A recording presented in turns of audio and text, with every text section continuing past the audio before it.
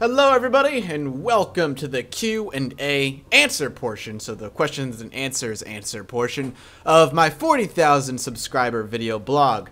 I will not be doing a face cam for this. I'll be putting some gameplay in the background because I just feel like this is something you guys might want to throw on in the background as noise and don't necessarily want to see my face as I do it. I did wait a couple days to do it just so I got a lot of questions, and I got a lot of questions and surprisingly a good amount of repeats. So I have lumped together the repeats, and if I miss your name or if I missed your question, I'm very, very sorry. There were a couple of questions that I kind of left out because they just got a little bit too personal for my own taste. Not anything offensive, by the way, just, hey, I don't really want to answer this because I don't feel comfortable, or I'm not really the one to answer this question. But I have plenty here. I am going to only be saying the first name of the person who asked the question. That way privacy can be maintained or whatever it is.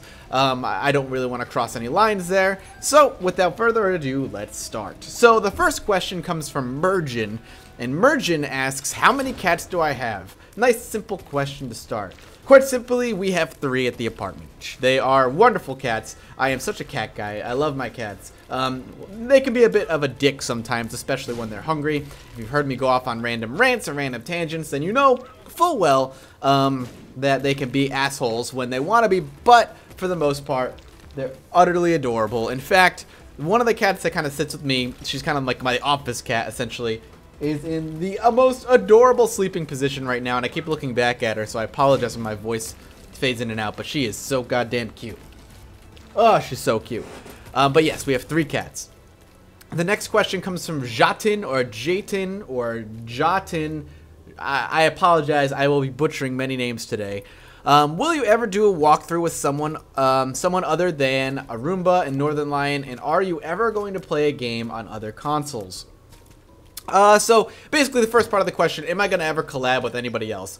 I'd say it's safe to say yes. I don't know who yet. I'm not opposed to the idea. I just feel like the collaboration has to make sense. One of the people we've been talking with is Quill18. Hopefully we can get to collabing with him soon. But I don't go out of my way looking for it. If a collab happens, it kind of happens naturally. I'd like it just to make sense. I don't want to go out of there and just be like, I want to collab for the sake of collabing. It has to make sense. If the collab doesn't make sense and it's forced, it's going to come off forced and it's not that entertaining. So I want to make sure that when these collaborations do occur, that it's not only entertaining for me to play, but entertaining for everybody to listen to and watch and enjoy. As far as recording games on other consoles, I really don't have the equipment for that. It wouldn't be that difficult for me to get the equipment. That's not really the problem. Ever since I started playing on PC, I'm really not a console gamer anymore. I will only touch my consoles for exclusives that I desperately want to play, but those are so few and far between that I don't ever really touch consoles. I mean, since I've moved into my new apartment, which has been a few months ago, I haven't even unboxed my other consoles yet. I haven't touched them because there's nothing I want to play.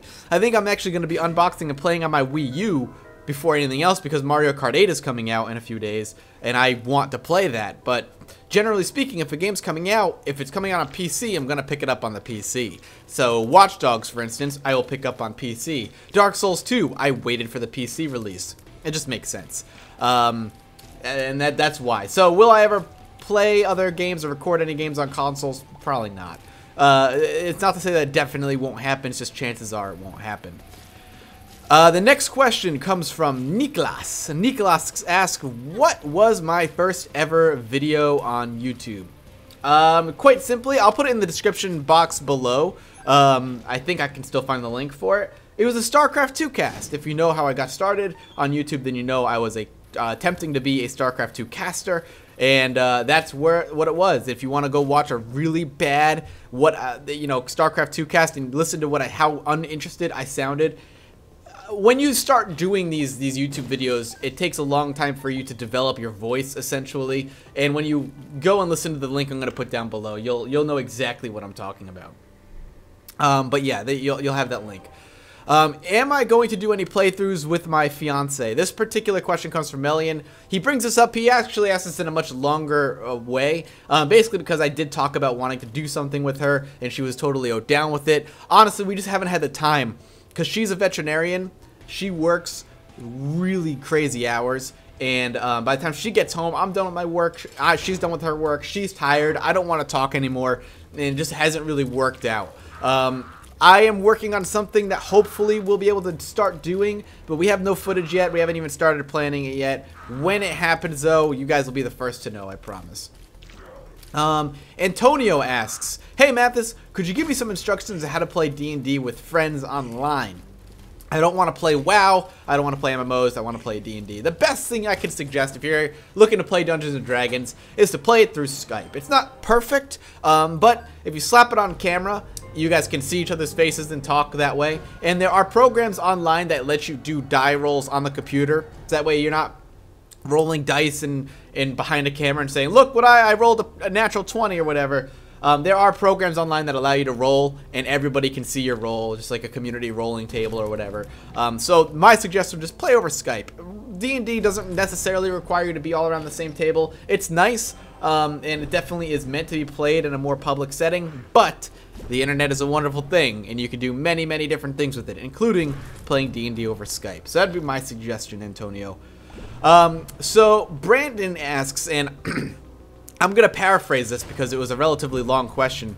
How did I start YouTube, and how long did it start? How long did it take before it took off? Any strategies? And Brandon actually, Alex rather, also asked, how did I start? So I'm lumping you two into the same question because you kind of asked the same thing. I've told this story before. I'll give you kind of an abbreviated version of it because you can find this on my other Q&A that I did a while ago. But essentially, YouTube for me started to, I started it as a hobby. For me, it was something that I did to kind of get away. It was at a point in my life at the time where family stuff and personal stuff was very, very stressful. I had dropped out of college to take care of family things. My priorities in life really ended up shifting dramatically at this particular time, and I ended up having to stay home and take care of family and just be kind of a homebody because I needed to do it. Family comes first, and if that meant me dropping out of school, then so be it, and I did. I was working full-time as a waiter at that point because I needed to bring in some money if I wasn't going to go to school. And I was just a very stressed out individual. I was a very unhappy individual, and I needed something to get away. Unfortunately, my friend at the time was living kind of further away than he used to, so getting to see him as often as I did before was no longer really an option. So I needed to find a way to de-stress, and I liked playing video games, and I had found Husky StarCraft and HD StarCraft, and I really enjoyed Professional StarCraft 2 playing at the time. So I decided, hey, you know what? I'm going to try my hand at StarCraft 2 casting. I knew nothing about the game. I was really, really bad at it. I was like the low tier Bronze League at the time, which was the lowest you could be. But I did it anyway. I did it anyway because I thought I could do it, and you know, even then when I realized I knew nothing about the game, I found ways to cheat the system. Before I casted a replay of a game, I would watch the replay so I knew what was going on, or I knew how the game would end. That way, when I made a video about it, I sounded like I knew what I was talking about, even though if you're anybody who knows StarCraft 2, you know full well that I didn't know what I was talking about. And I just did videos that way. And it was fun for me. As far as how long it took to take off, years. I did StarCraft 2 for like 1.5 to 2 years without really seeing any progress. And then one day, I did a random video on Project Zomboid that got picked up by IndieGames.com. And I saw a lot of traffic, and that boosted my sub count to like 500. For me, that was a lot at the time. And I worked for another 1.5 to 2 years before I broke like broke 1,000. I think it was like another year before I ended up breaking 1,000 subscribers. And it took probably 3 to 3.5 years before things really started to get rolling. It took a very, very long time. As far as strategies are concerned for getting a YouTube channel going, especially if you're trying to get into it, just keep doing it. The idea, the YouTube is something you're going to realize is not easy to do. It's a very difficult thing. It's going to try your patience, and if this is something you want to do for a living, don't hedge your bets on it. It is, unfortunately, as I've said before to people who've asked me, it's equal parts luck and hard work. There are plenty of people out there who put their heart and soul into this but will never go anywhere because of luck and a bunch of other factors. I was just very, very lucky to have gotten picked up by a blog and get some traction that way, and so on and so forth. And I was very headstrong in that I wasn't going to give up. But it took years. It did take years. I was stuck at 236 subscribers for 6 months at one point before I even saw another sub hit my channel. It can be a very trying thing. So just be strong and just keep doing it. And as long as you're having fun doing it, as long as you're enjoying it, there's no reason for you to worry about subscribers or anything. Just have fun. If at any point the whole YouTube thing stops being fun, stop doing it. Especially if it's not your job and you're not making any money off of it. There's no point in you torturing yourself and being like, I am so bored, but I feel obligated to do this. It should always be fun for you. And if you're not having fun, just stop, take a break, get away from it, and maybe you'll come back with renewed vigor later on. Jack is the next person who asked the question, and basically he asks, hey Mathis, are you planning any multiplayer Zomboid? And if you follow me on Twitter, I get asked this probably once or twice every other week, and the answer is always, yes I am. We're working on something right now. It's not, apparently the way the person who's running the server, it's not behaving the way he'd like it to, but we are working on it. That's all I'm gonna say. I don't want to spoil anything. I think you guys will really enjoy it when it does happen. But for now, the answer is yes. I am planning some multiplayer Zomboid. Z Decursor asks, when did I get my first sub and what was my reaction? I can't tell you when my first sub happened. I can't even tell you who my first sub was. I can tell you who one of my first 10 subs was, and he doesn't really watch my stuff anymore. We still chat on Skype though. He doesn't really have internet as he used to. But I can guarantee you my reaction to my first subscriber was, holy crap, somebody actually wants to watch my stuff. And it's a very invigorating feeling to have that first, somebody has subscribed to you. It's like the first shot of a really powerful drug. You got that person who wants to watch and you're like, holy crap, there's somebody who's watching my stuff. I need to make videos for this one person now, because as long as this one person's enjoying my things, I'm happy. And I'm still that way, even though my audience is thousands now. But to have that first sub, to have that first shot of holy crap, somebody's watching my stuff, is really exciting. And I will always remember that. I just don't know who that first sub was. And it happened years ago. So, but it's awesome, for sure. Sergeant Robert, big salute to you, sir, asks, what are your long-term prospects with a career as a YouTuber? I truly envy what you do for a living. However, I wonder what any YouTuber's plans are regarding retirement, health insurance, etc. This is an excellent question, because I think a lot of us in the industry, if not all of us, have no idea. I mean, I've had this conversation with my parents and friends before, and the thing is, new media is called new media for a reason. It's brand new. Nobody knows where this is going to go. The only thing we know is that this is not going anywhere. Let's Plays and gaming commentaries are kind of taking the place of your traditional video game reviews that you would read in a magazine or something, because now people can actually just go see gameplay and see what the game is like, as opposed to watching a 5-minute review on IGN or Game Informer, or reading a review on Game Informer or IGN and trying to get an impression of what the game plays like through that. Now somebody can just go on YouTube, search the game, and watch 30 minutes of somebody playing it, and then they can decide whether or not they want to play that game or not. Let's Plays aren't going anywhere because I feel like they are going to end up replacing that stuff altogether, or for the most part. It's very important to our upcoming generation. So I don't really fear for my stability as a YouTuber, because I feel like what I'm doing now, whether it be on YouTube or another video service, it's stable enough where it's always going to be needed. People always want to know what a game's going to be like before they spend their money, especially as games get more and more expensive. Systems get more and more expensive. To know how a particular game, especially one people are really excited about, plays before they end up spending that $60, $70, or God forbid $150 on like a collector's edition, they get to see that beforehand is invaluable to the consumer. And as long as that's true, I will continue doing what I'm doing, which is why I do more than just Let's Plays. I try to incorporate Judge Mathis and stuff, and my Let's Plays incorporate a lot of the stuff. That's why my Let's Play series are always rotating. I always want to make sure what I have out there is either a game that's brand new or a game that's been recently updated to show the new features, in case people were on the fence about buying it until like an update came out and what have you. And as long as you remain on the edge of what's coming out, people are going to watch your stuff because it's going to be very informative. As far as health insurance is concerned, you know, I have health insurance through my state, so that's not a big deal. And retirement, I have no idea. For now, my plan is to just save money over time. What I do is I get my money, I pay everything I need to, I invest in what I need to, and then I stash some money away for a rainy day, essentially, for my quote-unquote retirement fund, as retirement is kind of a disappearing thing in our nation right now, which is kind of scary.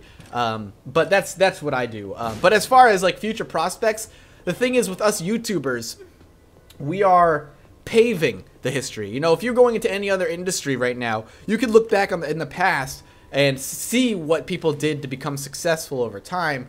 That doesn't exist with YouTube. We are paving that path, which is kind of exciting and a little bit scary all at the same time. So we'll see. We'll see what ends up happening. I think my monitor just went black. There we go. There's my question. Sorry. My monitor went to sleep there. So I have a few questions coming from my littlest fan, Plamena, as she's called herself. She is everywhere in my videos.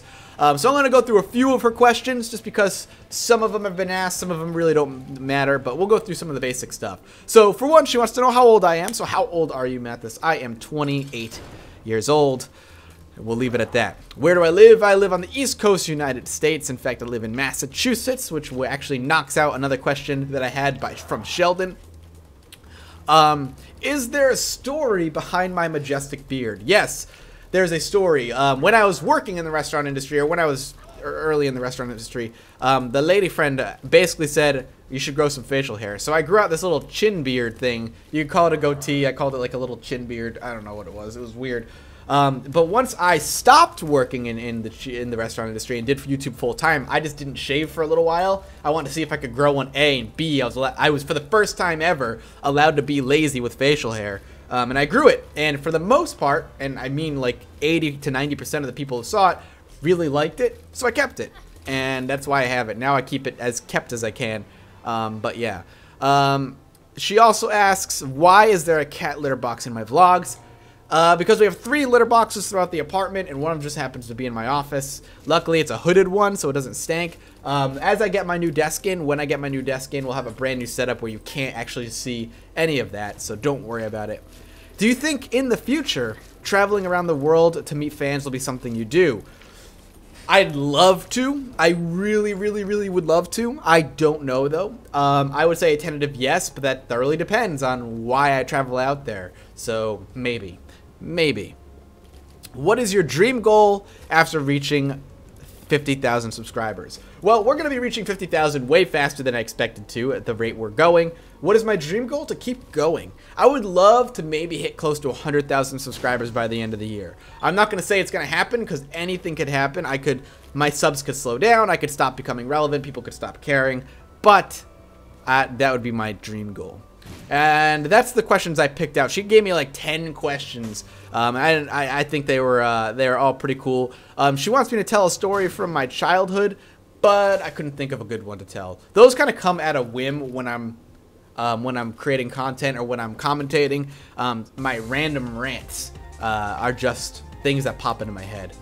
So Shiro asks the next question. He basically says, as YouTubers get bigger, you see a lot of YouTubers use different strategies to try and keep in touch with their fans, whether it be them streaming or doing vlogs or responding to comments, Twitter, etc., etc. What are my plans to keep in touch with fans? So I think one of the biggest things I want to do is a regular vlog series. My Friday Wrap series is going to be kind of what I do to keep in touch with everybody. As I have been finding that as I grow, I am getting way more comments than I can actually respond to. But I feel like I've been doing a really good job at keeping in touch with you guys. Vlogs are going to be one of the key features of me being able to keep in touch with you. Twitter is an excellent, excellent way to get in contact with me.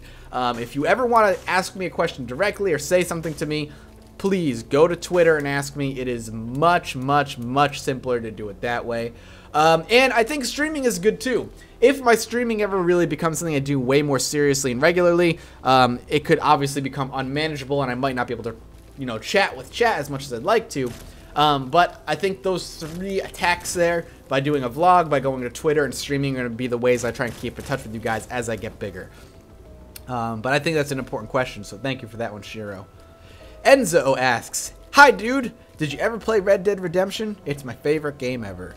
Yes, I have played Red Dead Redemption. It is one of the only games that brought on the feels in my life. I think like a handful of games have only ever made me feel like crying or have made me cry in the past.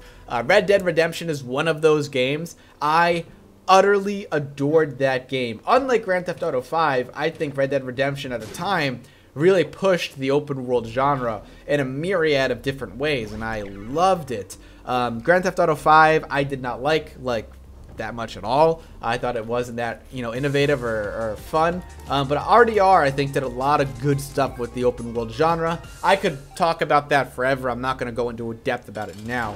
But I did enjoy RDR a whole lot, to the point where I played it through 2 or 3 times. And the Undead Nightmare DLC was excellent. So I loved RDR. So thank you very much for that. The next couple of questions come from Katrin. Katrin asks, who does your video drawings with you as a comic figure? And will the next Project Zomboid videos last 20 minutes again? First and foremost, 20 minutes. My videos kind of hit a sweet spot between 18 and 20 minutes. I always feel like 18 is the minimum I'll go, 20 minutes is the maximum, with exceptions, of course, here and there. So I like where they last now. I feel like I get a lot of good content, and they're not so long where you're committing an incredible amount of time to watching them all.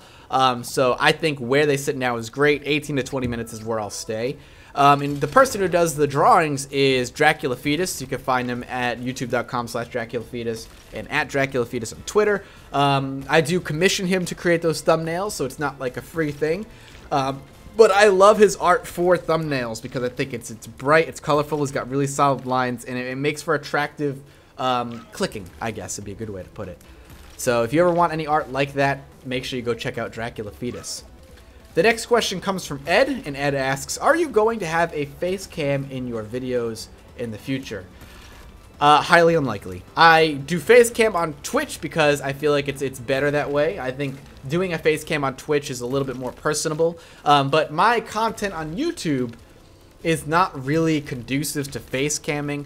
I don't think I'd feel comfortable doing face camming. I think face camming is, I don't want to say it's gimmicky because it's not, but I think there's a very specific genre of LPs that face cam works for, horror games being one of them, and I think there's a very particular audience who enjoys face cam. I think obviously some of that audience is going to be part of my audience, but I think the type of game I play, survival strategy, indie games and all that stuff, isn't really conducive to face camming. My face would not be very expressive as I play things like Don't Starve, or as I play things like Europa Universalis 4. It's not really face cam worthy. That, and my face isn't all that attractive in the first place, let's be honest. It's good for Twitch because I'm playing games that require a little bit more, I guess, feeling. I guess Dark Souls 2 is a good game to have face cam for. But on Twitch, it's just a very different atmosphere and a very different audience, and face cam is more, it's more expected on Twitch, so I do it there. Thank you for that question, though. So Virtual Glory has a couple of questions. He says, have you ever considered hitting up Total Biscuit about going on the Co-Optional podcast? And do you have any other LPs in your mind right now aside from your usual with for your channel? First and foremost, the Co-Optional podcast is not within my jurisdiction, essentially. As far as I understand how it works, he has pretty much say as to who goes on it. I am not in personal contact with TB outside of a couple of conversations we've had on Twitter, which I'm sure he has forgotten. I don't have his Skype, I don't talk to him personally, and I wouldn't expect him to ask me unless he knows who I am or has seen my stuff or respects me as a YouTube personality. I might have a connection through Northern Lion, but it's not up to me, and I don't expect to be asked on the Co-Optional podcast anytime soon. It's not really anything that is within my viewing right now.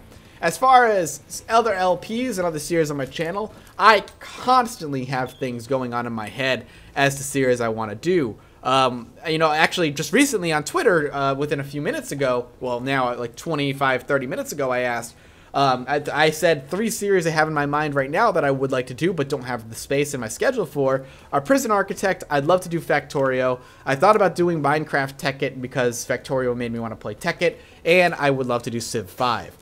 The other thing is I don't know how well, you know, certain things would be received due to the audience I have. But those are series I'd love to do, or at least have contemplated doing in the past, amongst a bunch of other things that kind of come and go in my mind as I, evolve my channel. I expect some of the things I just said to appear on my channel relatively soon. The other thing is it's hard to tell when to pull a series or not. And Don't Starve, as of right now, my most recent episode at the time of my recording this Q&A, I died. I am dead, and I'm 27 episodes in. For the most part, that's a good place to pull it, but a lot of people still really like and watch Don't Starve. So to continue it would also be smart because it gets a lot of views. So I don't know, and I still have fun with it too, which is also important. But as long as I'm continuing all these series, I don't really have room in my schedule to do other ones. As series kind of die off and disappear, I'll have room. But for now, I don't really have the room to do it. But yes, I always have ideas going on. So there we go. And the final question I'm going to have for this Q&A is going to be from Joel. And Joel says, does ArcAge currently live up to the hype? As of right now, the alpha is too expensive, but I'm thinking about buying into the beta. And I think the answer is keep an eye out for videos that I'm going to have on ArcAge, because I'm going to do more. But it really depends on what you're expecting out of ArcAge. If you're expecting a WoW type of MMO, then no. If you're expecting a more sandboxy MMO where you have a lot more control over the player world and you're into open world PvP, yes, it does. I mean, it's super difficult for me to answer that question. I don't think I'm going to be able to answer it satisfactory for all of you. But it really thoroughly depends on what you're expecting out of an MMO. I would suggest tweeting at me, telling me what you're looking for in an MMO, and I can tell you whether or not it lives up to it. It is a very special breed of MMO, I'll say that much, and one that I'm thoroughly enjoying the more I play it. But it is something I'm enjoying. Well, that's really going to wrap it up for the Q&A. Some really awesome questions there. If I missed your questions, I apologize. Most of the questions I just pulled from the email that I put at the bottom of the 40,000 subscriber Q&A. This will not be the last time I do a Q&A. And if you have any questions for me, I do have an ask.fm profile, so feel free to ask me stuff there. I will gladly answer them when I have free time over there. It's easier to do that. But I hope I answered for a lot of you guys what you've been wondering and what I do behind the scenes. I hope you enjoyed it, and I'm looking forward to continuing to grow with you guys. You guys have been the base of my success, so thank you so much for all your support. From the bottom of my heart, it means a bunch. I don't know what I'm going to be having playing in the background, so expect random stuff. I have no idea, but thank you guys so much, and I'll see you next time. Bye-bye.